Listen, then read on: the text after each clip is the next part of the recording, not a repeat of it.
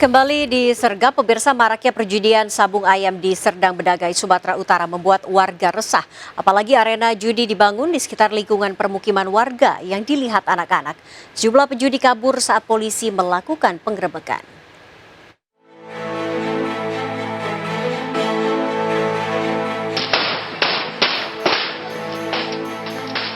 Tembakan peringatan polisi di arena judi ayam Serampah, Serdang Bedagai membuat puluhan orang bubar. Pengunjung yang diduga terlibat judi dan pemilik ayam yang sedang mengadu untuk taruhan berusaha bersembunyi dan kabur. 5 orang ditangkap polisi karena sudah tidak bisa berlari. Puluhan sepeda motor yang ditinggal pemiliknya juga diamankan. Serampah yang berada di pinggir sawah telah lama dijadikan arena judi sehingga membuat warga resah. Apalagi lokasi judi berada di kawasan permukiman. Pengaduan dari masyarakat melalui call center 110 bahwasanya maraknya perjudian sabung ayam. Untuk hari ini kami ada mengamankan sekitar 5 orang, untuk kendaraan bermotor ada sekitar 47.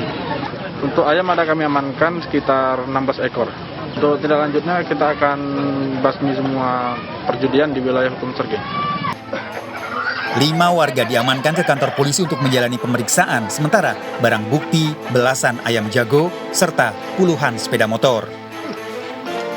Dari Serdang Bedagai, Sumatera Utara, Wahyu Rustandi, iNews melaporkan. Pemirsa, langgar protokol kesehatan, sebuah kafe ramai pengunjung di kawasan Pantai Indah Kapuk, Jakarta Utara disegel petugas Satpol PP. Kafe disegel karena beroperasi melewati jam operasional dan melanggar protokol kesehatan.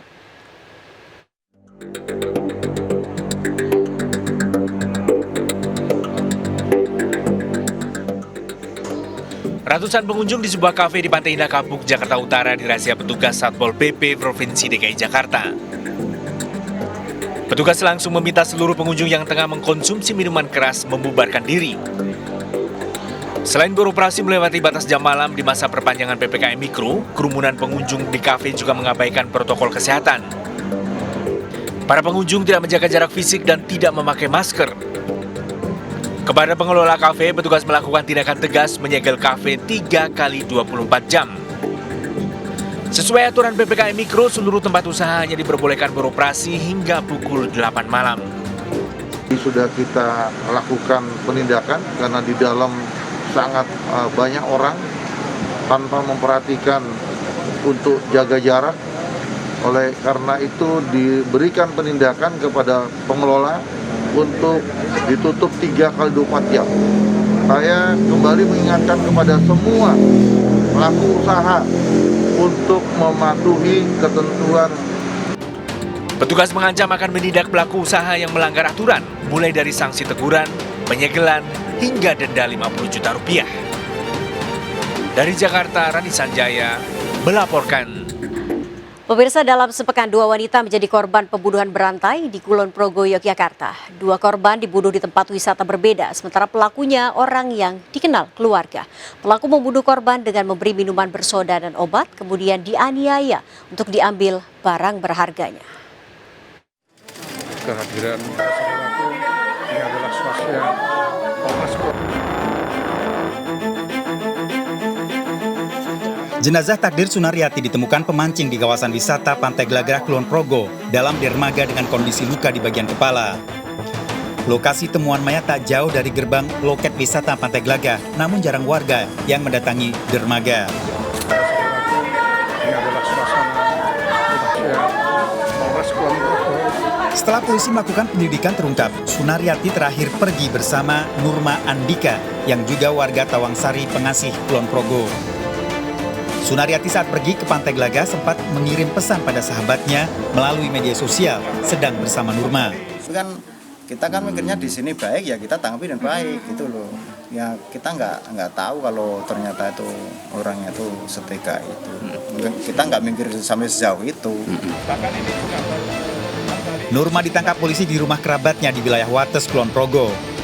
Dalam pemeriksaan di kantor polisi, Nurma mengakui membunuh Sunaryati dengan memberi minuman yang dicampur obat hingga korban tak sadarkan diri, kemudian dianiaya.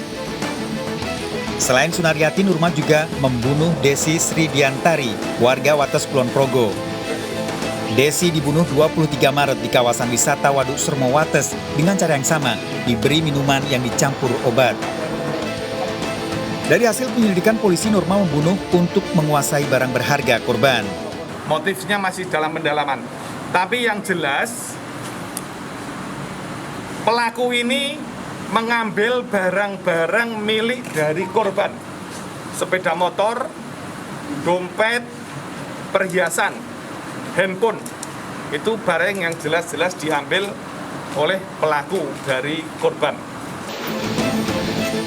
Catatan kepolisian, Norma merupakan residivis kasus pencurian dan pemerasan.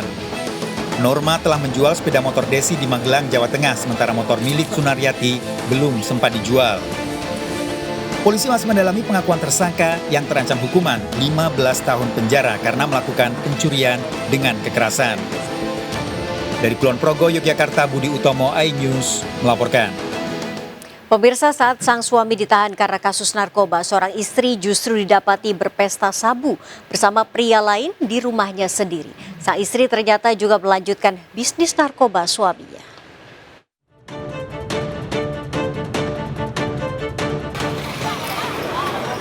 Warga Koto Tangah, Kota Padang, Sumatera Barat dikejutkan dengan tertangkapnya seorang pria dan wanita saat berpesta sabu. Pasangan ini menggunakan rumah wanitanya untuk menikmati barang haram tersebut. Pada catatan polisi, tersangka pria merupakan DPO Bandar Narkoba. Sementara tersangka wanita mengaku melanjutkan bisnis narkoba milik suaminya yang saat ini mendekam di Lapas Muara Padang. 6 paket sabu beserta alat hisapnya menjadi barang bukti. Tetapi suaminya sudah ditangkap beberapa bulan yang lalu. Yang penangkapan sekarang istrinya dan seorang laki-laki yang lagi berdua di rumah istrinya. Para tersangka terancam minimal 5 tahun penjara atau hukuman mati. Dari Padang, Sumatera Barat, Budi Sunandar melaporkan. Pemirsa, 2 penumpang pesawat Air Asia tujuan Jakarta ditangkap petugas karena hendak menyelundupkan narkoba. Lebih dari 2 kg ditemukan di alas kaki pelaku.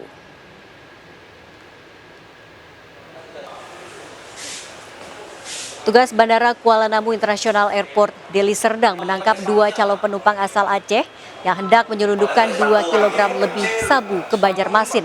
4 paket sabu disembunyikan pelaku di alas sepatunya. Awalnya, petugas mencurigai gerak-gerik kedua penumpang pesawat Air Asia tujuan Jakarta ini ketika melewati mesin X-ray. Selain sabu, petugas juga menyita 4 handphone dan 2 pasang sepatu milik tersangka. Kedua tersangka beserta barang bukti diserahkan ke Dirnarkoba Polda Sumatera Utara.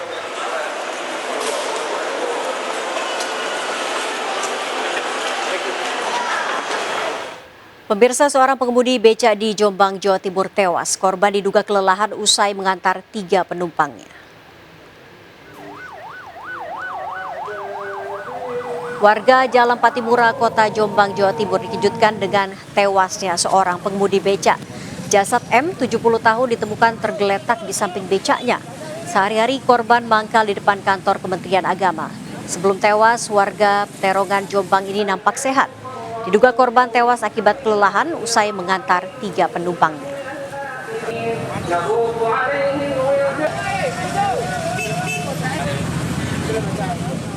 Pemirsa, pelaku malpraktik filler payudara terhadap 2 orang model ditangkap polisi di Pondok Aren, Tangerang Selatan, Banten.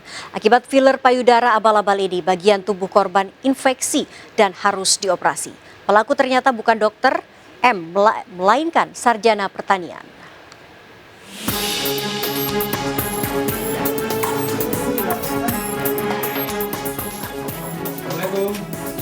Tim Reskrim Polres Metro Jakarta Barat menangkap STR terduga pelaku filler ilegal di kediamannya di kawasan Pondok Aren, Tangerang Selatan, Banten. Pelaku tak berkutik saat polisi menggeledah kamarnya. Sarjana pertanian ini telah melakukan filler ilegal selama 1 tahun. Berinisial STR yang diduga melakukan perbuatan suntikan filler payudara tanpa izin. Yang bersangkutan juga bukan merupakan seorang dokter. Dari lokasi kejadian, disita sejumlah barang bukti alat suntik, cairan anestesi dan silikon. Ibu melakukan penyuntikan itu apa dasarnya? Pengalaman pribadi, terus kemudian saya juga sempat kursus bagaimana cara menyuntik filler ke salah satu yang bilangnya dokter ya, dan saya punya sertifikat lah gitu. Kasus ini dalam penyelidikan. Dari Jakarta, Miftahul Gani melaporkan. Puluhan nasabah Bank BRI di Cianjur, Jawa Barat tiba-tiba kehilangan uang di tabungannya. Kejadian ini diketahui setelah para nasabah menerima adanya laporan penarikan uang melalui aplikasi bank.